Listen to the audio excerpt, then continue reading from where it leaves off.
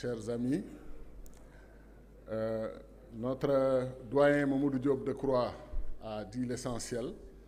Je voudrais donc juste ajouter quelques mots au nom du Front démocratique pour une élection inclusive et au nom de tous les amis du collectif des spoliés.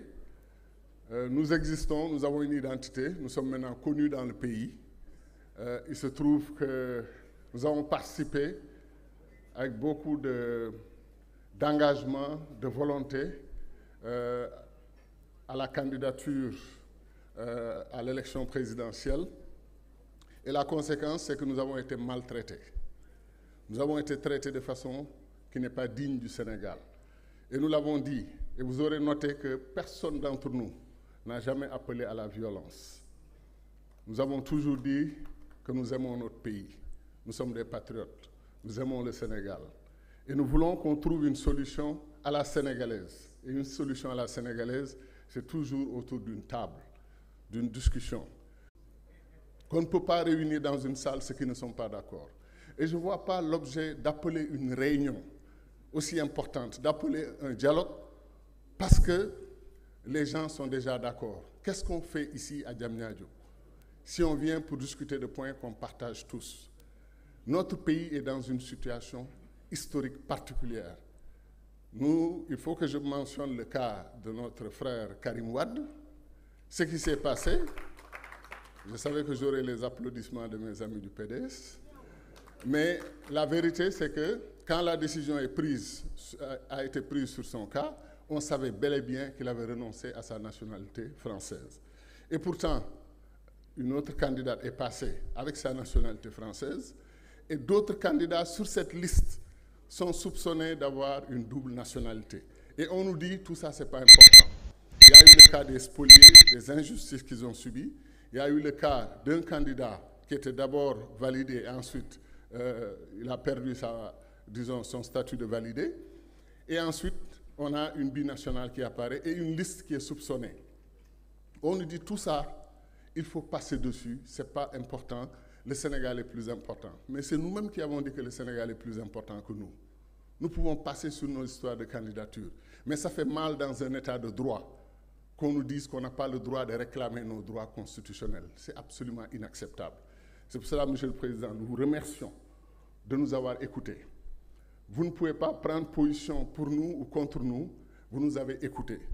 Je sais même que vous évitez de dire les candidats spoliés, vous dites les candidats dits spoliés, mais nous savons que le dit spolié, c'est de la diplomatie et c'est le respect des institutions. Mais on vous a donné, comme disent les jeunes, le film en couleur, ce qu'on a souffert, ce qu'on nous a fait, les injustices qu'on a subies. Donc sur cette base, il faut qu'on se parle en sénégalais. Les Sénégalais se parlent, ils trouvent toujours une solution. Les conflits se terminent toujours autour d'une table. Nous nous disons, s'il faut d'abord se battre et ensuite venir autour d'une table, pourquoi ne pas commencer par la table? Venez, on parle. Doomu réew mi la ñun ñëpp bëgg Sénégal. Kaay leen ñu toog ñu waxtaan. Un autre point, et je termine sur ça. Ce qui me fait le plus mal dans cette crise, c'est l'implication des médias étrangers et de certaines chancelleries. Il y a une radio internationale, quand elle parle de la crise au Sénégal, elle est comme une actionnaire majeure de la vie politique du Sénégal. Le président Macky Sall doit donner une date. On lui a donné un deadline le 2 avril. Qu'est-ce qu'il attend, etc. C'est toujours le flou au Sénégal. C'est incroyable comment ces gens pensent que le destin du Sénégal est entre leurs mains et c'est eux qui doivent le décider. C'est inacceptable. Ils ne savent pas qu'ils ont affaire à des patriotes, des gens qui ont lutté toute leur vie pour le Sénégal. Nous n'accepterons de diktat d'aucun pays du monde, y compris les pays qui prétendent être de grandes démocraties et qui nous ont fait une démonstration de leur capacité à utiliser leurs forces de défense et de sécurité dans leurs institutions pour faire valider le vote d'un président de la République. Ce sont ces mêmes pays qui nous disent que le vote de votre Assemblée nationale est illégitime. Au nom de quoi? Qu'est-ce qui leur donne ce droit? C'est pour ça que je pense, encore une fois, que notre peuple doit comprendre les défis.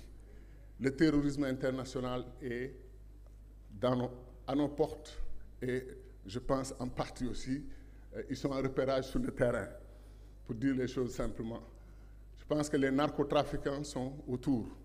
Je pense que les lobbies pétrole-gaz sont autour.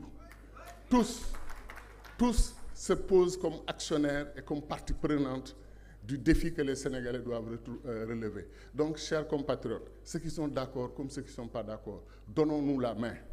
Défendons ensemble le Sénégal, notre patrie. Sauvons le Sénégal.